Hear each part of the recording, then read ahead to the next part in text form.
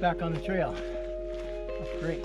This is part two in our three-part series with Louise Blais. She's joining us from Summerland, British Columbia via Zoom, and she's a human kinetics professor. We're focusing today on ultra running. So I am a kinesiology professor at Okanagan College, and I teach a variety of courses within that program.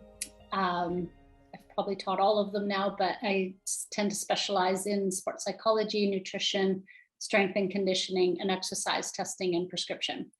I'm also a cycling coach and have both participated in ultra cycling events and have trained people for ultra cycling events or normal cycling events as well. And so I've been in the business of fitness and training for about 39 years. I figured out for my students the other day. So I have pretty extensive background. And you do some running yourself, and you certainly have provided me with information that I used for my 50 miler, which I completed in 2019. That was my first long run. I had done a 30K trail run before that. In our last episode, we talked about nutrition, and I think it's really important. If anyone watching this hasn't seen that episode, I would highly recommend you watch it because you have provided some really important information and tips. One of the things I mentioned in that episode was we're both in our middle parts of our lives, 50-ish. And when we're talking about training and nutrition, is there a big difference for someone who's in their, let's say, 20s than someone in their 50s? Yeah, absolutely. More training wise, I think, than nutrition wise. But I think the older you get, the more attention you have to pay to making sure that you don't get injured. So we know that the number one determinant of an athlete's success in their career is managing injury, 100%. And I mean, it goes without saying, an injured athlete doesn't do well or doesn't compete at all.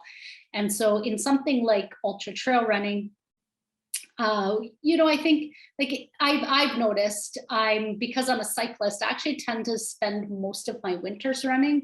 So it's not unusual for me to take 8 months off running and then just jump back in and start off with 10Ks and be fine.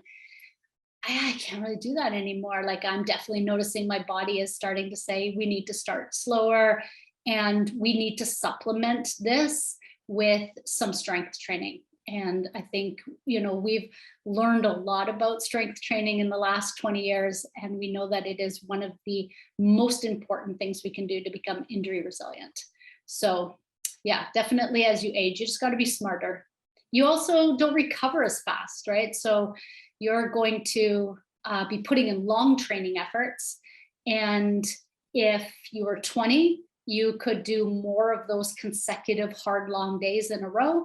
But because your body just takes that little bit longer to recover now, you're just going to have to be smarter. And so sometimes it means having more absolutely centered or focused workouts where you are applying, say, something like, high intensity intervals for a shorter duration to spare your legs, or adding, like I said, resistance training in a really strategic way to provide you with the injury prevention tools that are going to be important for you. So if you're training for a long run, an ultra, we'll say, starting at 50K, could be more, what would you say are some of the essential elements of a good training program in the months leading up to your actual event? So you're going to have certainly what we call the long day. Now, in the case of an ultra, that actually tends to be 2 long days. And again, because you're not going to go out and run 50K to train for 50K. That actually just wouldn't be wise. You'd be really opening yourself up to injury. But what you might do are have a 20K day followed and then follow that up with a 25 or a 30K day. And if you can actually do something like that, we know at that point you're pretty ready for this 50K effort.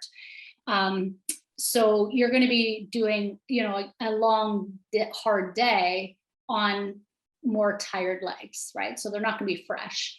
And that's going to simulate the last 20 or 30K of your 80K effort. So That's going to be really key. And then, so that actually tends to work really well with a lot of people's work schedules, because we often have 2 days off during the week consecutively that we can have these back-to-back training sessions. And then during the week, we can work on things like, so we know, for example, the research is pretty clear that high intensity intervals, so intervals that are done that last usually between 3 and 5 minutes, have been shown to be the most effective on performance. So if you're looking, what we know is that if we were to put together, say, a 1-hour training session, we would have maybe 6 or 7, like say 4-minute intervals. We would have 2 to 3 minutes to recover in between. And what we could expect from that is, even in that short period of time of 60 minutes, a higher VO2 max, which is just a measure of how well you're using oxygen. So it's a common measure of fitness. You're a higher lactate threshold, which is the higher intensity you can exercise at for a longer period of time, and better mitochondrial function. So it's, if you're not able to put in, and I don't think anyone should put in really more than 2 really long efforts in a week, just make sure that those shorter efforts aren't just running at the same speed you ran your 30 Ks at, right? So you're challenging yourself with intensity when the duration is shorter. So that should be at least 1 interval session a week. And then it might be some type of a strength training, like a strength, but in a running set. So like hills, for example, like running hill repeats or something like that can also be really helpful. With training, it's too easy to say, I just don't want to do that, or I can't, or I don't have time, those kinds of things. So how important is it to have some sort of a plan that you follow rather than just winging it? Oh, I think it's really important. Because you actually can't put all the components into a program without thinking about doing it in a smart way. So you do need to have, whether you're designing your own plan or you're getting someone else to design your plan, it needs to be planned in such a way that you have adequate recovery time, that you actually have goals for each one of your training sessions. We know that goal setting is an essential component to sports psychology. And we're not talking about the goal of running an 80K, but setting a goal for that training session and being aware that you have a goal, and then holding yourself accountable to it. I mean, this is why having a coach works, right? Because your coach is going to ask to see your run after on Training Peaks or Strava, whatever you're using to record it. And you want to make sure that you've ticked all the boxes that you were supposed to tick as far as duration and intensity and that sort of thing. So I think it's really important, because especially when you're doing long endurance stuff, the brain can start to really play tricks on you, right? And you can talk yourself out of 10K that you had thought you were going to do or knew you should do, and be like, oh, I think this is good enough, and that sort of thing. And too many of those in a row is really going to impact your performance. And cross training is important as well. Yeah, so getting some strength training, and we're not talking about lifting really heavy weights. We're talking about making sure that you're getting at least 2 to 3 core training sessions in a week. That core should be done in what we call a neutral spine. So certainly not like curls and crunches, but things that challenge your body to hold a running posture, and while your extremities are doing weird things, which actually is running on a trail. So things like planks with some variety of arm and leg movements can be really helpful. But also some conditioning for the ankles, the calves, the knees, and the hips, right? Because they really take quite a brunt in trail running, especially, right? And so you think about how strong you need to be to even lift over a log or lift up onto a rock ledge. Training step ups is a really key exercise for trail runners. And you can add weight to that to, increase your strength with it. The key there, though, is you'd probably only have 2 strength training sessions in the week, and you would plan or program them so that you are fully recovered from them before you do your long efforts on the weekend. So you're looking at perhaps having a 2 workout day with the strength training in the morning and maybe the intervals in the evening. Again, nutrition is going to be really key, right? So that you eat properly during the day so that you have the fuel that you need, but that's a shorter effort. So you should be okay. That's, I think the hardest thing for athletes is fitting strength training in with endurance training. So it's not, your legs are getting enough time to recover. So you know that you have an event. When is your 50-50 coming up? It's in April. Or sorry, the 50K is in April. The 50-50 is in August of 2022. Okay.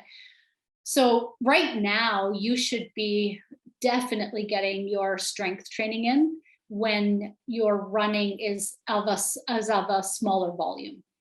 And then you can taper that back. And when we talk about strength training, we only need like 20 minutes.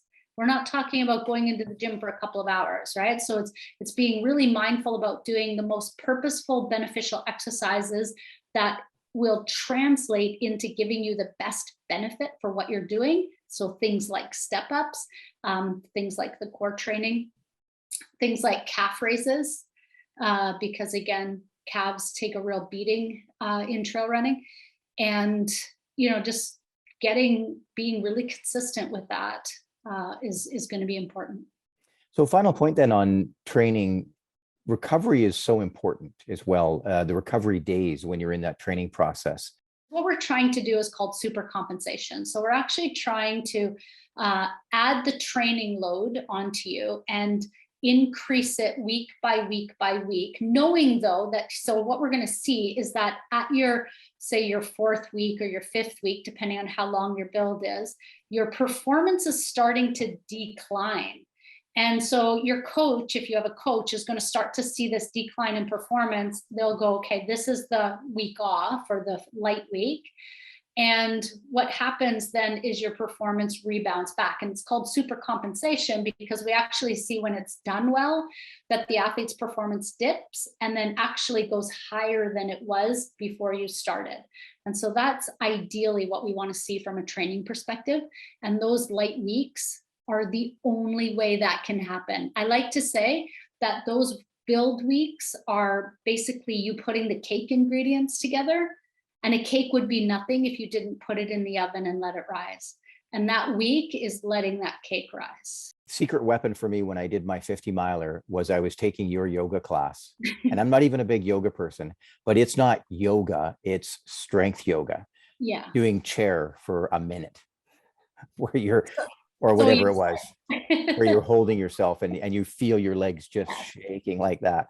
That kind of stretching strength training, I think, makes a huge difference for long runs.